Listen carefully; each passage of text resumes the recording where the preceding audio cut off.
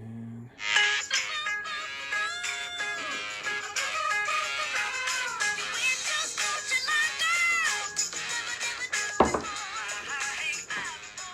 all right, good morning, everyone. Happy Friday. Many changes from last week's session, which I tried to prepare you for as best I could. So we have lots to talk about today. I've gotten some feedback and I've watched this myself. I personally find the chat box really difficult to follow when you're trying to listen to someone. So if that bugs you, I encourage you to turn it off. We do have people on the chat box this morning. Dr. Aguilar, who is our Assistant Superintendent of Ed Services, and Cheryl Garman is our Special Director of many different aspects of the district. It's her birthday today. Oh, and it is Cheryl's birthday today. Happy birthday, Cheryl. And she will be helping out also. And she's heading up our distance learning for the district. So they will be available on the chat box. I'm not going to be able to take a lot of chat box questions today myself because there are a whole lot of questions that got sent in the last 48 hours, and I'm going to focus on those. And Dr. Aguilar and Mrs. Garman will focus on the chat box. So, since Friday, we had the governor come out, and whether you like the direction the governor went or not, he provided clarity. We know what the game plan is. We know what we have to do. And there's one thing we have to do. Our COVID numbers in this county have to go down. And they are going in the opposite direction right now. So we need everybody's help. If we're going to have any on-site opportunities, whether it's this semester or whether it is in the spring semester, our focus as a community needs to be following the precautions. That is the only thing that we have control over right now as far as what we offer. We received a mandate from the governor that if we are in a county that has exploding numbers, and we are, that we cannot have face-to-face instruction. Again, sometimes on this chat, I share with you some of the emails I get, and I got a very angry email yesterday, basically stating that the educational local leaders are making a huge mistake by not giving an in-person on-site opportunity for students. That is not what we want to do. I agreed with a lot of what the person had to say. But we are not making that decision. We don't have a choice in this matter. It's not a county superintendent's decision. It's not a school board's decision. Your school board, myself, cabinet members, principals all want an on-site option for students this semester. We have fought for that, we prepared for that, and it has now been taken out of our hands. So we have to deal with reality. I sent out the memo yesterday based on our current reality. And our current reality is that our district needs to prepare to be online the entire fall semester. Now, I will be very clear with this. When I sent that memo out, I heard from some folks that, Alan, please keep the door open for an A-B schedule if numbers improve. That doesn't even need to be said. Of course, we're going to keep the door open for that. But that's not the information we're getting right now from our county. I asked that specific question on Wednesday. Every Wednesday we meet with superintendents, meet with public health to get direction, and they were not confident that by October, our numbers would be changing. And if we get into October, then we really have to question ourselves, do you want to come back to an A-B schedule if, you only have about a month until the flu season hits? So that's what's going on with that. I want to be clear that we would all like that. I want to be clear that if things improve dramatically in the next month, we will give that option. And we will go over this in detail with our school board members next week and go over our distance learning plan with that caveat of if numbers improve. But I want to be clear that as of right now, we are all planning on a fall semester online. Yeah, and I think when we posted that yesterday, we got actually a lot of positive comments where teachers and parents were saying, well, good, we have a direction and we can focus on distance learning rather than multiple scenarios. Yeah, absolutely. We can't keep going back and forth. Okay, so let's get into the questions, and please continue to ask your questions in the comments. We do have, like you said, a couple people who are responding if we're not able to say those out loud. But the first one we want to get to is, you talked about how we got to where we are now. Someone saw in the news that the school year may start at a later day, possibly the day after Labor Day. Is this still the case now with full distance learning? No, we will be starting on August 12th with full distance learning. Gotcha. No need to delay now that we're all going online. Okay. So just someone wants to know what the district's plan is. What's the Students' Day gonna look like schedule-wise and with distance learning? Well, we are working on a number of different scenarios with our union, and I don't want to expand on that too much because we need to come to an agreement with them. But I want parents and the community to know it will be very different from the spring. There is a very aggressive accountability standards with attendance and participation and live instruction. So you can definitely plan on a much, you won't even be able to, the difference will be extreme from the spring. We were in an emergency in the spring and we didn't have a lot of time to prepare. It will be 100% different this fall. Yeah, that was kind of a sentiment going around was, is this going to be the same thing that we went through in the spring? My students didn't get anything out of it. Teachers weren't really into it, but like you said, that was sprung, pardon the pun, upon us, and we did the best we could with what we had at that point. Absolutely. All right. But this will be a recurring theme that comes up throughout these questions. Someone wants to know how many classes must a student take? Again, these are strict guidelines too. Every student must have 240 instructional minutes per day. A junior and a senior in a college course must have 180 minutes per day. If we are on an alternating day schedule, which is likely for distance learning, that would equate to 3 courses per day. If we're on a regular 7-period day, our traditional schedule, for 9th and 10th graders, we expect them to take 7 periods. For 11th and 12th, we expect them to take at least 5.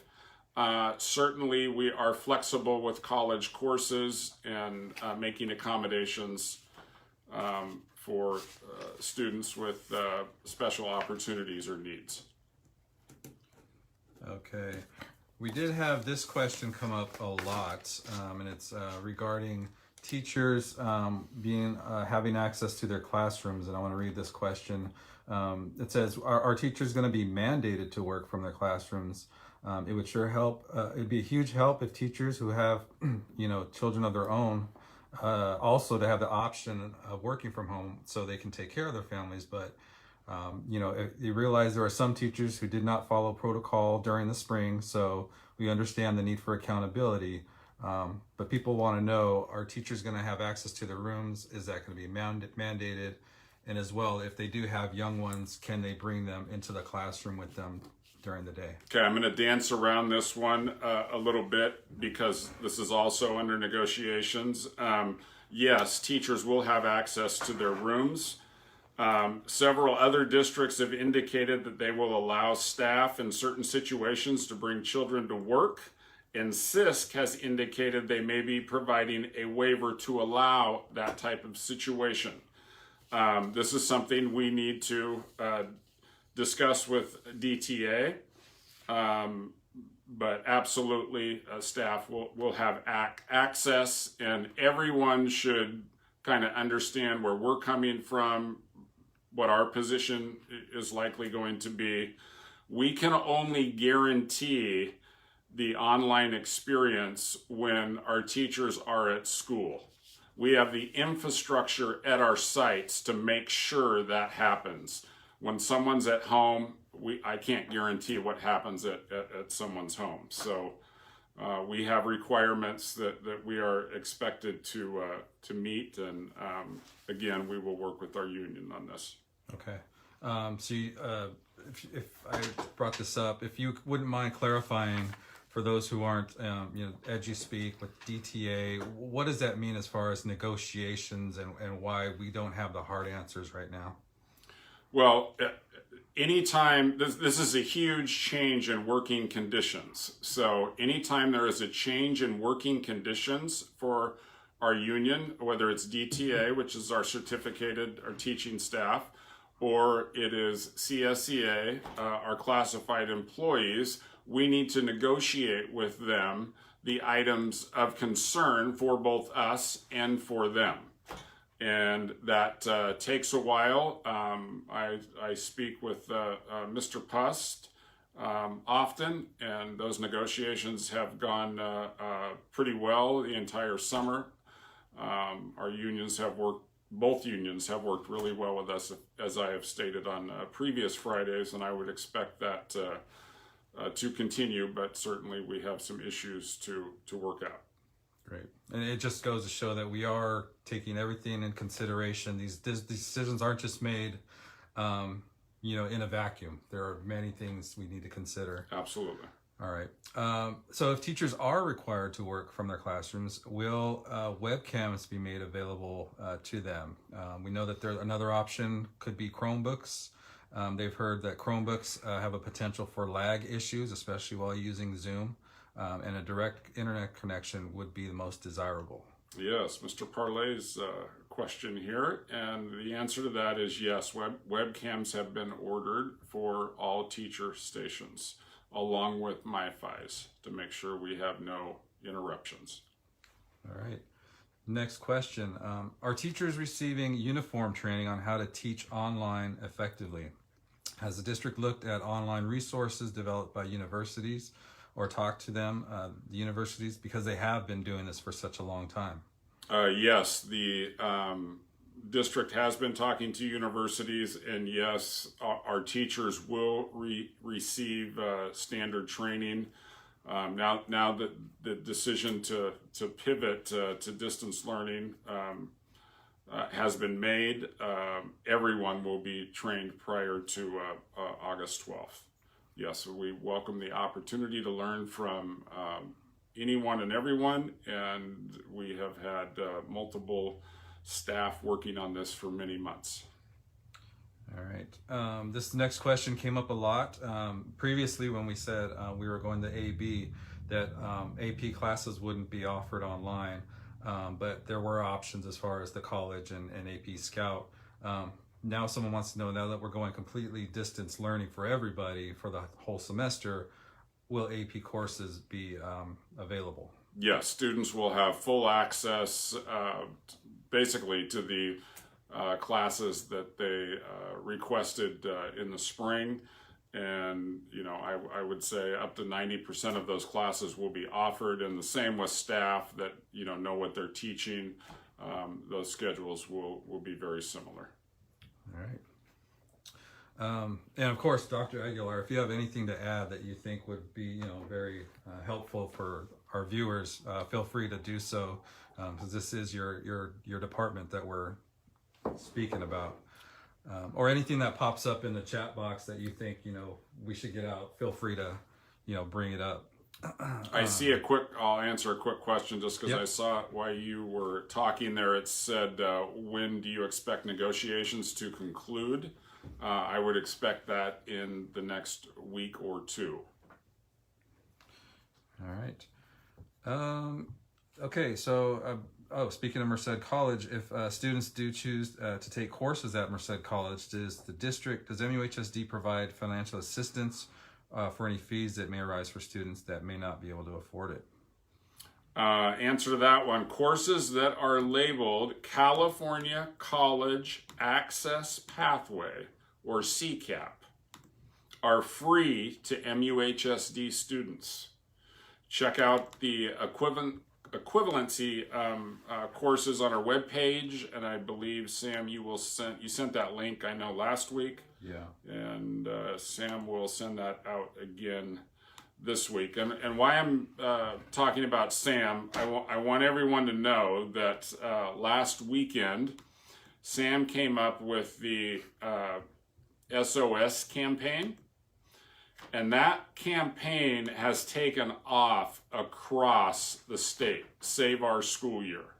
And a number of districts in our region, our county office, along with other counties and other regions of the state have picked that up. And I just want to commend Sam. He's done a great job in helping us communicate everything that needs to be communicated. And really promoting what needs to happen here. And what needs to happen is our COVID numbers need to go down and level off.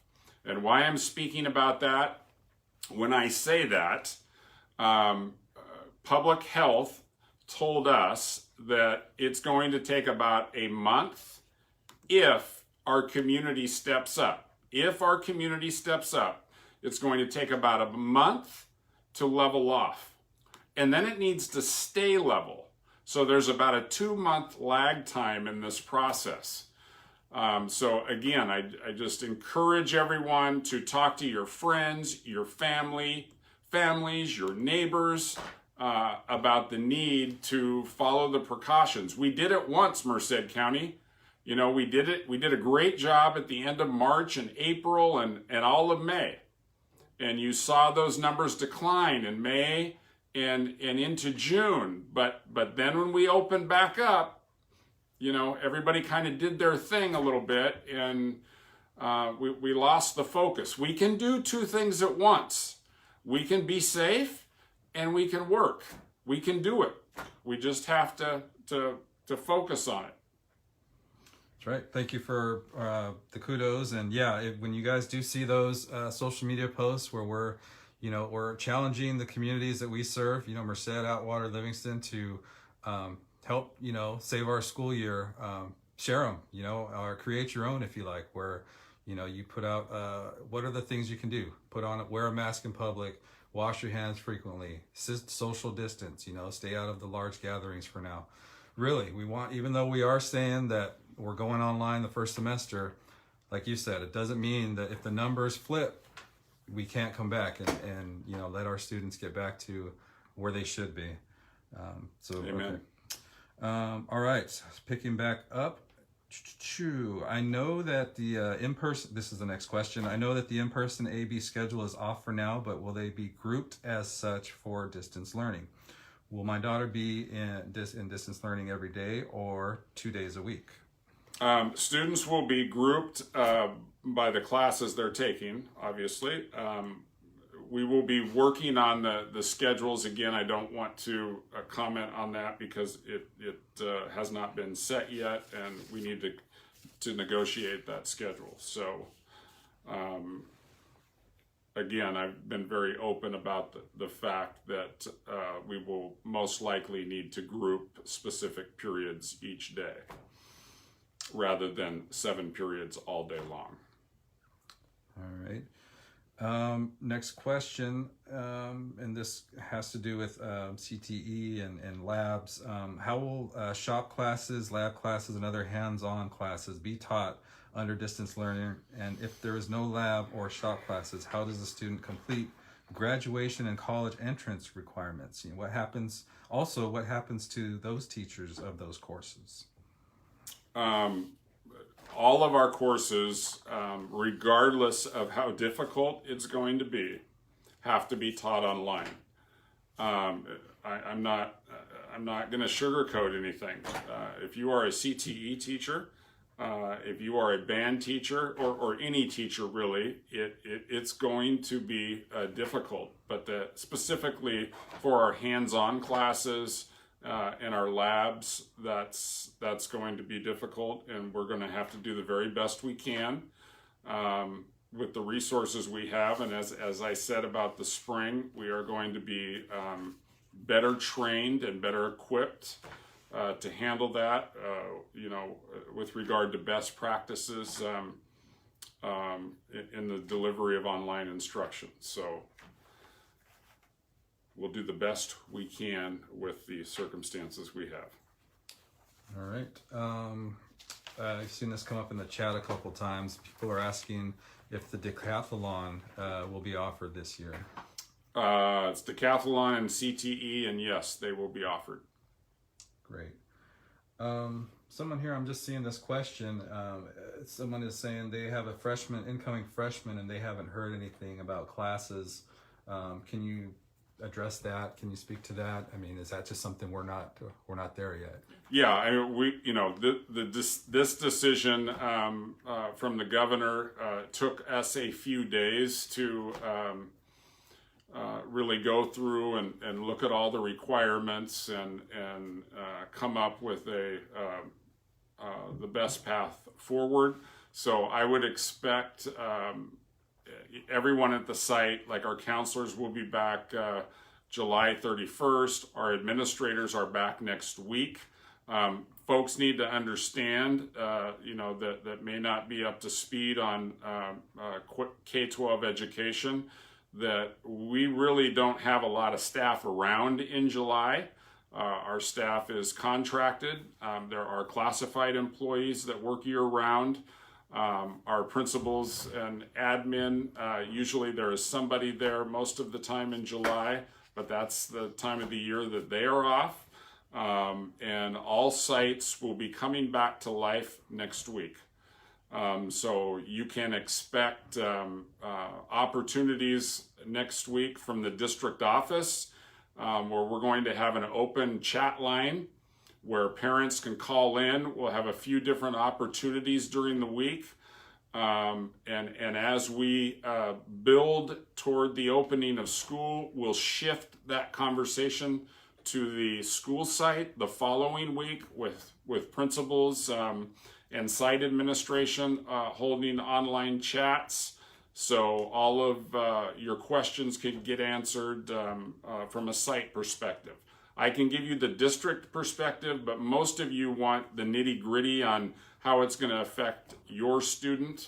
So I can give you the 10,000-foot view today from the district office, but the specific site level situation, we're probably a full week away from principals and administrators and counselors making those opportunities available to you, both online and possibly in person by appointment. And I want to point out this comment from Cheryl in the chat box that she's letting all parents know, please make sure your information is correct in Aries and Parent Square, and that the phone numbers and emails for those two platforms match. That's a great a great point. Please double check all your information in Aries and Parent Square, and making sure you're getting the messages from sites in the district office. All right. A question about the library. Can the library figure out some ways to take orders for materials and deliver them outside and have them returned? Absolutely, they can. All right. question about extracurriculars, specifically what's happening to band for students enrolled in band classes or for students who do not have needed classes for their tracking, like Art 3, and alternate classes are not also available. What is happening to those students and the future of band and other extracurriculars? I don't see any of that changing under distance learning. Everyone will have, everyone's going to be in a distance learning environment, and all of our courses are going to be offered.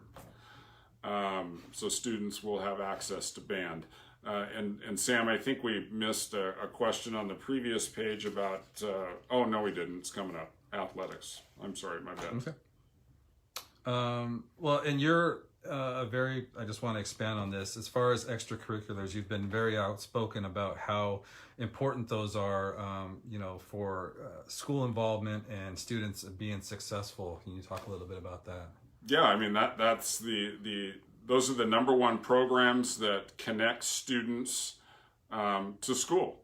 Band, ag, our clubs, athletics. We have 45% of our students involved in athletics. I'm just going to be honest. That's why a lot of kids come to school, and those programs are incredibly important. We fund those programs. We believe in those programs, and we will keep all of them as strong as possible through this pandemic. As we are able from the health department. I know it's frustrating. Believe me, I know. And as soon as they allow us to come back with some of those opportunities, we will. Yeah. And we have faith in all of our instructors that they're going to create an online experience that they will, students will really, they'll make the most out of it with what they can do. Sure. I mean, whether it's band or athletics, if you're signed up for an athletic class, that's all going to take place. Your coach is going to talk to you.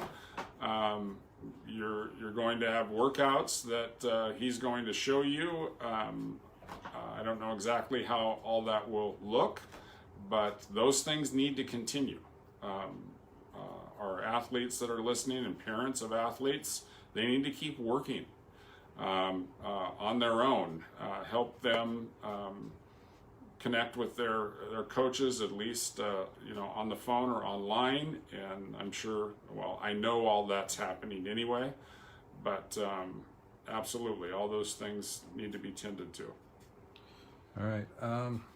Moving on to a very big topic, student mental health, and of course we're very sensitive to the needs of all of our students, but this question is about mental health services the district will be able to offer if they can't be on campus, and also will there be opportunities for students to receive in-person mental health support? Yeah, counselors will be available to support students and make referrals as needed. Counselors will have Zoom accounts they can use with students. Our student support managers who deal with critical issues will also be working with students to provide for their mental health concerns. I also want to be clear about this, and this will be posted front and center on websites in the next week. There will be walk-up access for mental health issues and students with critical needs that need to be seen in person. We have to offer that. It's critical for our community. I think we all witnessed and heard about issues in our community in the spring and not having those services available, so you can expect that. You also can expect a walk-up help desk at every site. So different sites will decide on how that is manned and where it is manned, but people need physical help sometimes with whether it's their Chromebook or networking issues or curricular issues. So there will be 2 live on-site access points for mental health, and then also for technology and curricular needs. Right. And that just reminded me, and we still will be making the food service available for all students. Of course, food service will be available. All right. Note here from the chat box, Dr. Aguilar says that until counselors will return, feel free to contact him, and he listed his email address, and he will meet with those parents about signing up for Merced College courses. So there you go. make sure that's Thank you, great. Dr. Aguilar. All right. Next question. Someone wants to know if counselor, well, leads to the next question. Counselors, can they come back early to help students? Counselors will be back on July 31st. Yeah. And that's contract specific. All right. Next one. With announcement of distance learning for the entire first semester and the announcement of from the CIF on July 20th regarding pushing the beginning of fall sports into December, January.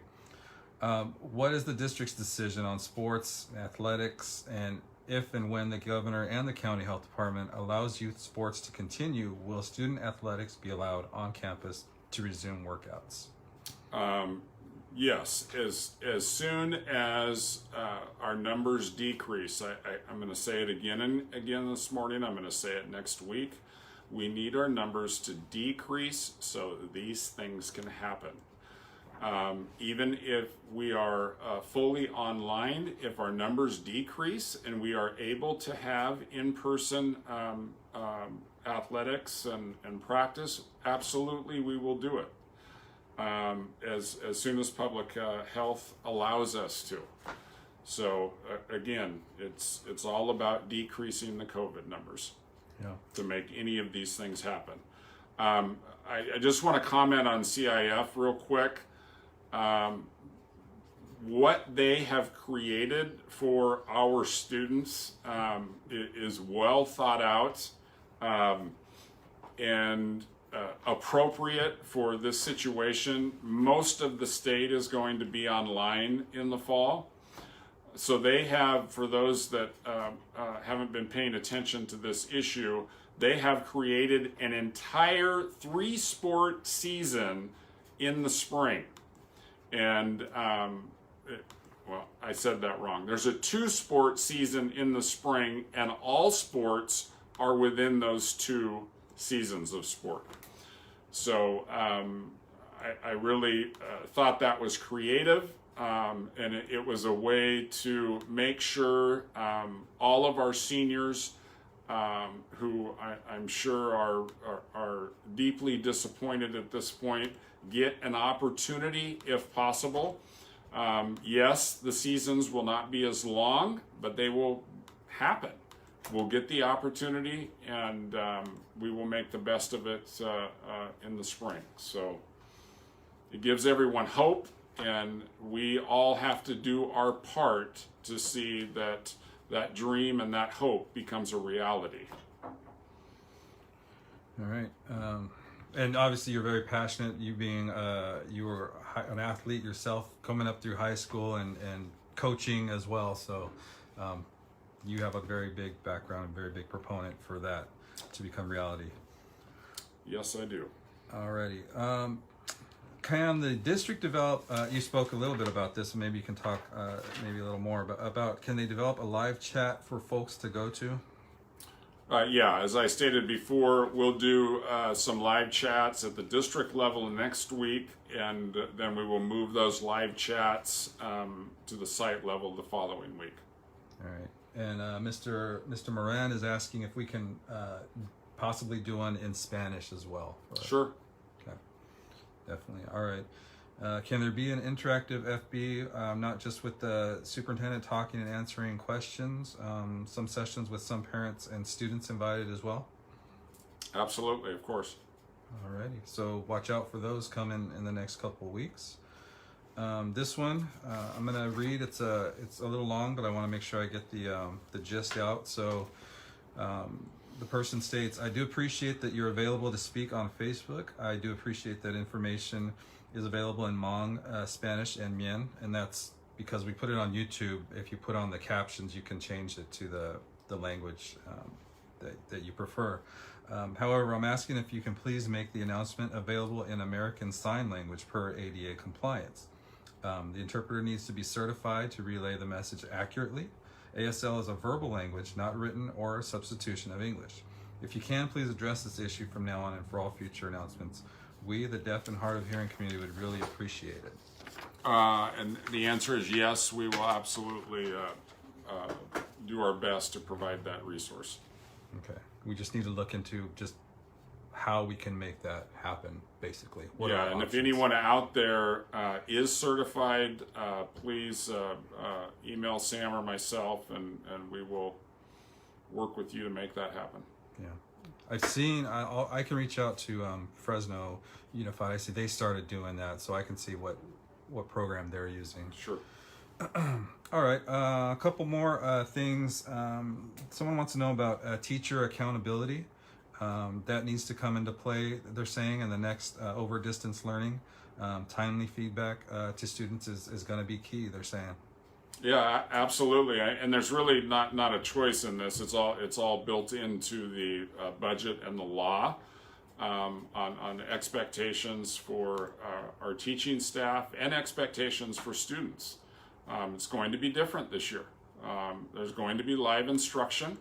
There will be quality instruction, and there will be timely feedback and expectations, for everyone. So the answer is yes. Those issues that happened in the spring will absolutely be improved. All right. Next question, statement really. Kids are concerned about building relationships with their fellow students, teachers, and staff. They recommend breakout rooms and icebreakers for students, changing the breakout rooms every week so they can all just meet each other. Yeah, again, absolutely. I think anyone that has learned to use Zoom and anyone that's going to provide instruction on Zoom will learn about the breakout rooms, and that's everyone's concern for this semester is the social aspect of school, and frankly, it's why we need to provide on-site education as soon as we possibly can. Right, which is why we need to challenge our communities again to do what it's going to take to get to that point. We have some ideas for have an online orientation possibly for freshmen and their parents, what they should expect. What do you think about that? Yeah, I think we're going to have online orientation specifically for ninth graders at the sites. And again, there needs to be opportunities for all grades and parents and students to get their questions answered. So again, not this following week, but the first week of August, you can expect to have access to those opportunities at your school site. Alrighty. I got a question in the chat box about parents who don't use tech. How are we reaching out to them? What are how are they getting the information about what's coming up in the coming year? I hope their Parent Square information is accurate, and if they're not on Parent Square, we will send out our hard copy mailers. They need to look in the mail that will kind of summarize not all of this information, but all of the key information, and tell them how to get a hold of folks at the site that they need to talk to. Yeah, and definitely they can reach out to their primary site and just do it over the phone. Absolutely, call the principal's office. They're there now. All right, that works too. All those old media, that it's still there, it still works, so utilize it. Someone was asking about our plan as far as reaching out to our stakeholders and how we've been communicating. They want to know how that's what. I lost the question, but it was a good one, because they cited an EdSource article about how parents need to play a role, or they need a say in the upcoming distance learning plan. So what has been our plan as far as reaching out to our stakeholders and getting their input thus far? Well, I know our Ed Services department has spoken with parents all summer long. I encourage any parent that wants to give feedback. A number of parents have emailed me. Any parent that wants to give feedback on how to make this plan as strong and sound as possible, please do so. Email me, email Dr. Aguilar, email Sam with your thoughts, and we will certainly take them under consideration. But as far as communicating with everyone, I'm doing this every Friday. We will create opportunities next week where you can talk to different district office officials by subject. For example, Christy Johnson, special education. So all of our various staff, we will make that available and get that out, much like I'm talking to you. And again, the most important thing is that you're communicating with your site, and anyone that has any critical questions right now, please email your principal. Right. So it goes back to what we were saying before. This July is typically a quiet time, but things are really going to start ramping up here once August comes around. Yeah, and I can tell you right now, I mean, this has not been a normal summer for anyone. Everybody's been at work, and even if they're out of town, they're working. And I know our site admin has been doing the same thing. I know our teachers have been online, looking and using our innovative opportunities, and I encourage them to keep doing that. And certainly our classified staff has been working hard this entire summer also. So everybody's been focused on providing the best opportunity we can, the safest opportunity we can for our students this fall. All right. I see a question here about training. What's being done to help train teachers to be effective in the distance learning environment? We will, for those of you that missed that at the beginning, we will have multiple opportunities for training for teachers prior to the start of school. Alrighty. Those are the questions I've seen. Dr. Aguilar, anything you've seen in there that we haven't covered? No? Okay. All right. And we do have a hard out, so we're going to end this in just a couple minutes, but I wanted to get one more question that I just kind of thought of, and just to close it out. What can students and parents and staff do in the meantime, while we're waiting for people to come back and really just ramp up? What sorts of things can they be doing to get ready for distance learning? Well, let me talk about distance learning first, but before we close, I just want to challenge everyone again. I know I've said this over and over, but for our students to have any sort of normalcy this year, we need our community to step up like they did in March and April. And so whether you're a student, whether you're a parent, a neighbor, please model the behavior. Talk about it.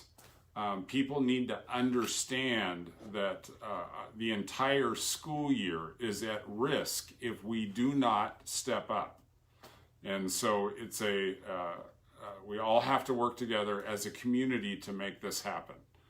From a distance learning point of view, they'll be getting those resources from their site, but I encourage them to go on the internet and Google best practices.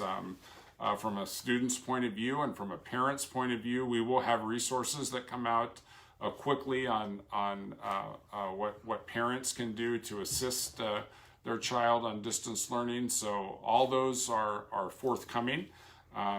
Please be patient with that. All of that takes time. We just shifted gears last Friday with the governor's mandate, and so yes, we will have plenty of information forthcoming on that. Alrighty. So go ahead and sign off, and we will play you out. Thank you all for tuning in. We will see you next Friday at 9 a.m. Have a great weekend.